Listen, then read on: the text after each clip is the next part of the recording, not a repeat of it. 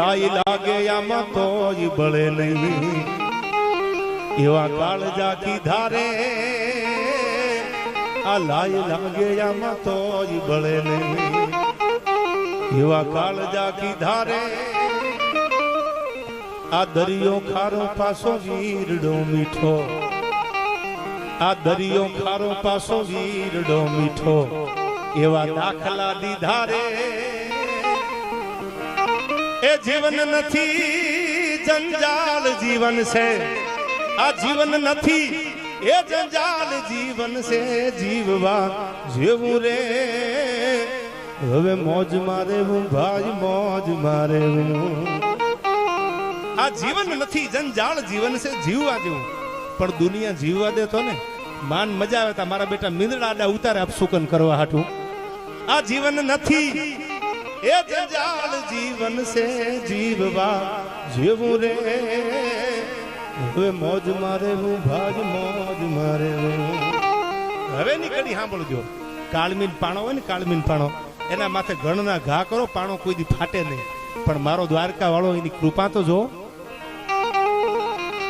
આ કાળમીંઢ પાણાના કાળ જાચીરી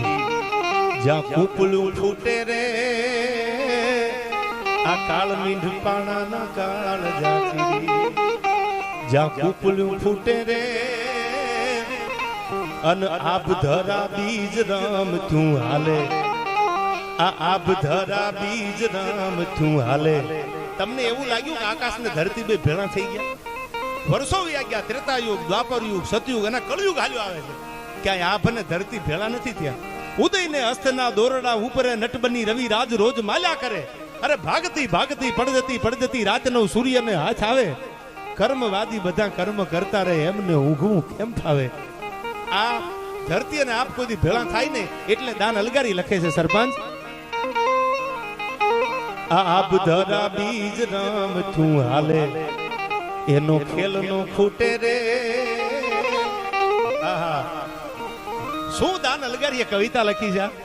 અને આના એક એક શબ્દો તમે સાંભળો ને જીવનમાં ઉતારો તો હવારમાં જીવતરના કેળા બદલાઈ જાય. અને સમજદાર બધા સોરી નાની એવી વાત મૂકી દઉં તમારી આગળ, આ દેશમાં સમર્પણ સાધુએ કર્યા,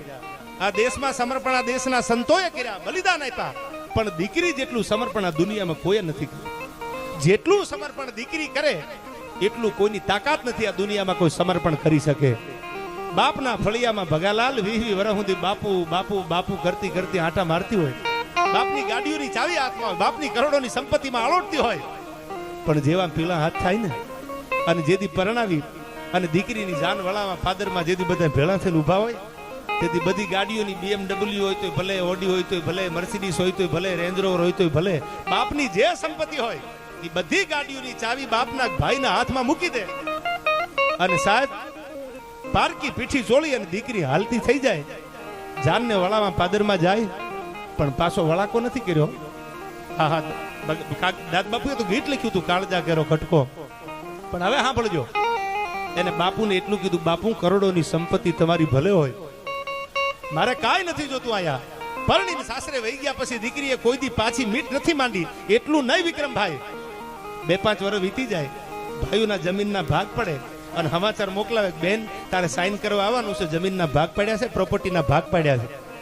રૂપિયા વાળી દીકરી હોય, રૂપિયા વાળા સાસરી હોય દીકરી તો ગાડીમાં આવે, અને પૈસા ન હોય, પરિસ્થિતિ ન હોય તો બસમાં બેહીને આવે.